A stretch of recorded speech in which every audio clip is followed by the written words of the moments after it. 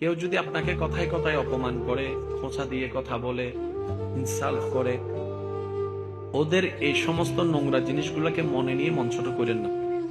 কারণ কি জানেন, সম্মান সেই দেয় যার গোডাউনে সম্মান থাকে। যার গোডাউনে সম্মানই নাই, সে সম্মান দিবে কিভাবে আপনাকে? আপনাকে গালি দিল, আপনি উল্টা গালি দিলেন, ধৈর্য ধরলেন। কিন্তু আপনি যদি বলতেন, দিলে দাও গা, সুবহানাল্লাহ বলতেন, আমাকে গালি দিছো, দাও গা, সে উল্টা ভাবনায় পড়ে যাবে, কি রে, কারে গালি দিই, সে তো লড়ে না। সত্যি করে বলেন তো, আপনাকে কয় মিনিট গালি দিতে পারবে? একবার, দুইবার, তিনবার। গালি কখন ঝগড়া হয় জানেন?